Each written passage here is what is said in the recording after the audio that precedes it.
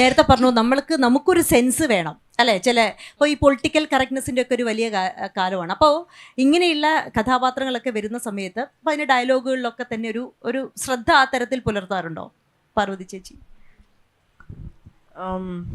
വളരെ കോംപ്ലിക്കേറ്റഡ് ആയിട്ടുള്ള ഒരു ക്വസ്റ്റ്യനാണ് ഈ പൊളിറ്റിക്കൽ കറക്റ്റ്നെസ് എന്ന് പറയുന്നത്. ഈ ഡയലോഗ് ഇങ്ങനെ നടക്കുന്നുണ്ട് ചില സമയത്ത്. ഇപ്പം ഞാൻ കഴിഞ്ഞ ദിവസം ഞാൻ അഭിനയിച്ച ഒരു സിനിമയിൽ ഞാൻ ഐ സ്ട്രോങ്ലി ഡിസഗ്രി എന്നൊക്കെ പറഞ്ഞിട്ട് ഞാൻ ഇറങ്ങി വരേണ്ടി വന്നു. പക്ഷെ അവരാവശ്യപ്പെട്ട പോലെ നമുക്ക് അഭിനയിച്ചു കൊടുക്കാതിരിക്കാനും കഴിയില്ല. അതിനകത്ത് ഒരു കഥാപാത്രത്തിൻ്റെ കോൺഫ്ലിക്റ്റ് എന്താണെന്ന് വെച്ചാൽ ആ കുട്ടി ഗർഭിണി ആവാൻ താമസിക്കുന്നു. അപ്പോൾ നാട്ടുകാർ മുഴുവൻ ഭയങ്കരമായിട്ട് ഇടപെടുന്നു. സിനിമ ഇറങ്ങിയിട്ടില്ല. നാട്ടുകാർ മുഴുവൻ ഇടപെട്ടിട്ട് ഇവർ പിന്നെ കുഞ്ഞുങ്ങളുണ്ടാവാത്ത സ്ത്രീയാണ്, മച്ചിയാണ്, ഇതാണെന്നൊക്കെ പറയുന്നത്. അപ്പം ഞാനും അത് നാട്ടുകാർ എന്ത് പറഞ്ഞാലും അത് വീട്ടിൽ വന്ന് 100 ഇരട്ടി ബഹളം ഉണ്ടാക്കുന്ന ഒരു സ്ത്രീയാണ് ഞാൻ, അമ്മായിയമ്മയാണ്. പക്ഷെ അതിനകത്ത് ഒരു ക്യാരക്ടർ ഇങ്ങനെ പറഞ്ഞു പോകുന്നുണ്ട്. പിന്നെ എന്താ, ഒരു നായിക ചെന്നിട്ട് ഒരു കുഞ്ഞിനെ എടുത്ത് ലാളിക്കും. അപ്പോൾ ഒരു സ്ത്രീ എന്ന് പറയുമ്പോൾ അത് മച്ചികൾ തൊട്ടാൽ ദോഷം കേട്ടോ എന്ന് പറഞ്ഞ് അവരങ്ങ് എക്സിറ്റായി പോവുകയാണ്. അപ്പോഴത്തേക്ക് ഞാൻ ചെന്നിട്ട് ഈ കുഞ്ഞിനെ വാങ്ങിച്ചിട്ട് അമ്മൂമ്മയ്ക്ക് തിരിച്ചു കൊടുത്തിട്ട് വീട്ടിൽ കൊണ്ട് ഒഴിഞ്ഞിട്ടാൽ മതി, കുഴപ്പം കണ്ണ് കിട്ടില്ല. ഇത് ഓപ്പൺ എൻഡഡ് ആയിട്ട് സിനിമയിൽ വിട്ടേക്കുവാണ്. ഓപ്പൺ എൻഡഡ് ആയിട്ട് അതിനകത്ത് കൗണ്ടർ ചെയ്യുന്നില്ല ആരും. ചുറ്റും നിൽക്കുന്നവരോ കേട്ടുകൊണ്ടിരിക്കുന്നവരോ ആരെങ്കിലും ഇവർക്ക് എന്താ വിവരമില്ലാത്തതാണോ, അന്ധവിശ്വാസം, സാരമില്ലെന്ന് ആരും പറയുന്നില്ല. അപ്പം ഡയറക്ടർ പറയുന്നത് ഇറ്റ് ഇസ് ഓക്കെ, എൻ്റെ സിനിമ പൊളിറ്റിക്കൽ അല്ലാതാവാം, കുഴപ്പമില്ല. അപ്പോൾ എന്നെ സംബന്ധിച്ച് അതങ്ങനെ ഓപ്പൺ എൻഡഡ് ആയിട്ട് വിടുന്ന എൻ്റെ പേഴ്സണലി എനിക്കത് ഭയങ്കര പ്രശ്നമാണ്. കാരണം ക്യാരക്ടറിൻ്റെ കോൺഫ്ലിക്റ്റ് സിനിമയിൽ കുറച്ച് നേരം കഴിയുമ്പോൾ അവർ ഗർഭിണിയാവുന്നുണ്ട്, അവർ പ്രസവിക്കുന്നുണ്ട്. പക്ഷേ ഇത് കേട്ടുകൊണ്ടിരിക്കുന്ന അല്ലെങ്കിൽ ഈ സിനിമ ഐഡൻറ്റിഫൈ ചെയ്ത് കണ്ടുകൊണ്ടിരിക്കുന്ന ഒരു കുഞ്ഞില്ലാത്ത സ്ത്രീ ഇത് കേൾക്കുമ്പോൾ എന്തായിരിക്കും അവരുടെ അവസ്ഥ? അപ്പോൾ അങ്ങനെ ഒരു അന്ധവിശ്വാസം, ആ കഥാപാത്രം അന്ധവിശ്വാസമുള്ള ആളാണെന്ന് വെച്ച് സിനിമയിലെ ടോട്ടാലിറ്റിയിൽ അത് ഓപ്പൺ എൻഡഡ് ആയിട്ട് വിടാമോ വിട്ടൂടെ എന്നുള്ളത് എൻ്റെ മനസ്സിൽ വന്നൊരു ആശങ്കയാണ്. ഞാൻ അവിടെ റൈറ്ററിനോട് പോയി സംസാരിച്ചു, ഡയറക്ടറിനോട് സംസാരിച്ചത് മാത്രമല്ല വഴക്കിട്ടു. ഞാൻ ശരിക്കും വഴക്കിട്ടു. ഞാൻ പറഞ്ഞത് എനിക്കിത് അംഗീകരിക്കാൻ പറ്റത്തില്ല. അപ്പോൾ നിങ്ങൾ സബ് ക്യാരക്ടേഴ്സ് എന്നൊക്കെ പലതും ഉണ്ട്, നിങ്ങൾ കഥാപാത്രം നിങ്ങൾ പറയാമെന്ന് വിചാരിക്കേണ്ട. ഞാൻ പറഞ്ഞു ഞാൻ എന്ത് വേണമെങ്കിൽ പറയാം, ഞാനൊരു ആക്ടർ മാത്രമാണ്, എനിക്കറിയാം. പക്ഷെ അത് ഓപ്പൺ എൻഡഡ് ആയിട്ട് സിനിമയിൽ വിടുന്നത് ശരിയോ തെറ്റോ എന്നുള്ളത് എൻ്റെ മനസ്സിൽ വരുന്നൊരു ആശങ്കയാണ്. ഞാനത് നിങ്ങളോട് ഓപ്പണായിട്ട് ചോദിക്കുകയാണ്, നിങ്ങൾക്ക് എന്താണ് തോന്നുന്നത്? അങ്ങനെ ഓപ്പൺ എൻഡഡ് ആയിട്ട് ഒരു സിനിമയിൽ വിടാമോ വിട്ടൂടെ? ഇത് ശരിക്കും നമ്മൾ ഇന്ന് വരെയും എത്തിച്ചേർന്നിട്ടില്ലാത്ത, നമ്മളെല്ലാവരും തന്നെ ഡിസ്കഷനിൽ എടുക്കേണ്ട ഒരു ടോപ്പിക്കാണ് ഈ പൊളിറ്റിക്കൽ കറക്റ്റ്നെസ് എന്ന് പറയുന്നത് എന്ന് ഞാൻ വിശ്വസിക്കുന്നു. കാരണം പൊളിറ്റിക്കലി കറക്റ്റ് ആവുക എന്ന് വെച്ചാൽ ഒരു കഥാപാത്രം പൊളിറ്റിക്കലി റോങ് ആകുക എന്നല്ല.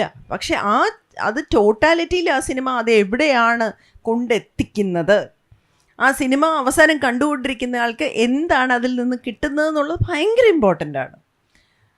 അപ്പോൾ ആനിമൽ എന്ന് പറയുന്ന ഒരു സിനിമ പൊളിറ്റിക്കലി കറക്റ്റ് ആണോ അല്ലയോ എന്ന് പറഞ്ഞ് 100% ഡിസ്കഷനാണ്. പക്ഷേ സിനിമയുടെ പേര് ആനിമൽ എന്നാണ്. സിനിമ ഈസ് നോട്ട് സേയിങ് അവരൊരു എന്താ പറയുക സ്നേഹസമ്പന്നൻ്റെ കഥ എന്നല്ല, അല്ലെങ്കിൽ ഒരു ഉത്തമ പുരുഷൻ്റെ കഥ എന്നല്ല. ആനിമലിനെ കുറിച്ചാണ് സിനിമ. അപ്പോൾ അങ്ങനെ ഒരു സിനിമയ്ക്ക് അത്രയും ആവാം എന്നാണ് ഞാൻ വിശ്വസിക്കുന്നത്. കാരണം അയാൾ ആനിമലിലാണ്. മനുഷ്യൻ്റെ മനസ്സിലെ ഇൻസ്റ്റിങ്സ് ഇതിന്നും ആനിമൽ ഇൻസ്റ്റിങ്സ് ഇതൊന്നും കൂടുതലുണ്ടെന്ന് വിശ്വസിക്കുന്ന ഒരാളാണ് ഞാൻ. എന്ന് വെച്ചാൽ മനുഷ്യൻ ശരിക്കും അങ്ങനെ സൊഫിസ്റ്റിക്കേറ്റഡ് ഒന്നും അല്ല. നമ്മളുടെ ഏറ്റവും സ്വകാര്യതയിൽ നമുക്ക് തന്നെ നമ്മളെ അറിയാം. നമുക്ക് എത്രത്തോളം ഭ്രാന്തുകൾ അല്ലെങ്കിൽ വിയേർഡായിട്ടുള്ള ചിന്തകളൊക്കെ നമ്മുടെ ഉള്ളിലുണ്ട്. നമ്മളത് പലപ്പോഴും മൂടി മറച്ചും ഒക്കെ വെച്ചിട്ടാണ് നമ്മൾ പലപ്പോഴും നടക്കുന്നത്. പക്ഷെ നമ്മളങ്ങനെ പേഴ്സണലി അത്ര നല്ലവരൊന്നും അല്ല, ആണായാലും പെണ്ണായാലും.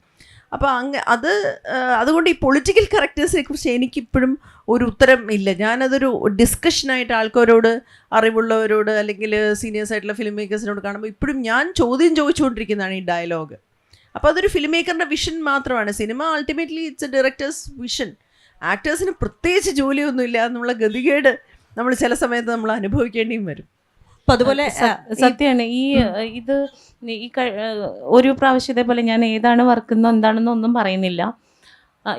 ശരിക്കും അതൊരു ഒരു സ്ക്രിപ്റ്റിൽ ഇങ്ങനെ ഇപ്പം നമ്മളൊരു ഭിക്ഷക്കാർ അല്ലെങ്കിൽ വീട്ടിലെ സെർവൻസ് ഇവർക്കൊക്കെ പ്രത്യേക ഒരു ശരീരഭാഷ നമ്മൾ ഓൾറെഡി വരച്ച് ഗുണിച്ച് വെച്ചിട്ടുണ്ട്.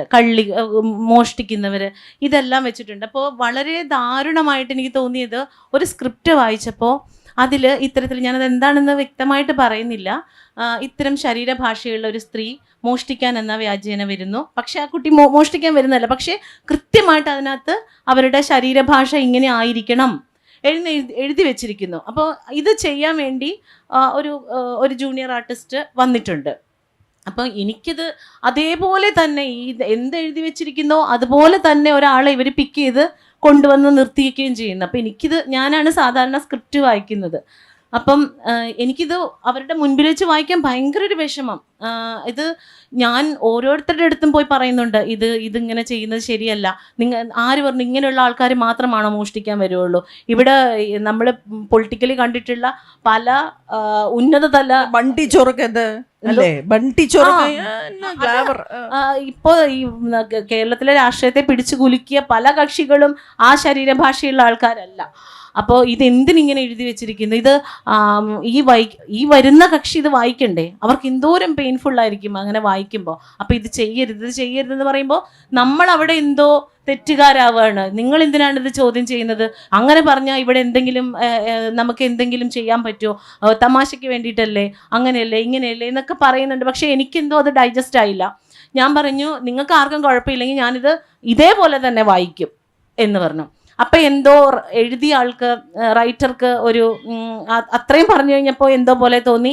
ഞാൻ എന്നിട്ടും ഇതെടുത്ത് ഇയാൾ എന്നോട് പറയുമായിരിക്കും, അത് വായിക്കേണ്ട എന്ന് പറയുമായിരിക്കും എന്ന് പറഞ്ഞാൽ ഈ പെൺകുട്ടി എൻ്റെ മുൻപിൽ നിൽക്കുന്നു, കൂടെ അഭിനയിക്കേണ്ടവർ നിൽക്കുന്നു.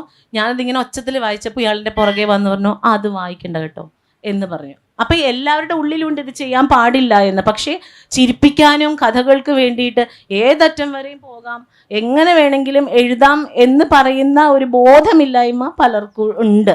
അത് ചേച്ചി പറഞ്ഞ പോലെ ഇപ്പോൾ ചിലപ്പോൾ നമ്മൾ ഒരു വിഭാഗത്തിനെ അടച്ചാക്ഷേപിക്കും, സ്ത്രീകളെ അടച്ചാക്ഷേപിക്കും എഴുതുകളിൽ. അപ്പം ഇതൊക്കെ ക്വസ്റ്റ്യൻ ചെയ്യുമ്പോൾ ഇവളെപ്പോഴും പ്രശ്നക്കാരിയാണ്. ഇവക്ക് എന്താണ് ഇത് ഇങ്ങനെ പറഞ്ഞിട്ടുണ്ടെങ്കിൽ ഇത് എന്തുണ്ടാക്കും? ആരെയും ഒന്നും പറയാൻ പാടില്ലെങ്കിൽ അപ്പം നമ്മൾ പറയുന്നത് പറയാം. ഇപ്പം എൻ്റെ തങ്കം അല്ലെങ്കിൽ ശ്യാമള ഇതേപോലെ ശരാശരിയായിട്ട് ചിന്തിക്കുന്ന ഒരു സ്ത്രീയാണ്. പക്ഷേ എല്ലാവരും അവിടെ വർക്ക് ചെയ്യുന്ന എല്ലാവരും അങ്ങനെയില്ലല്ലോ. ഓപ്പോസിറ്റുള്ള ആൾ അല്പം ബുദ്ധിയും ബോധമൊക്കെ ഉള്ള അവർക്കൊരു കൗണ്ടർ പറഞ്ഞാൽ മതി, അതവിടെ പ്രശ്നം തീരും.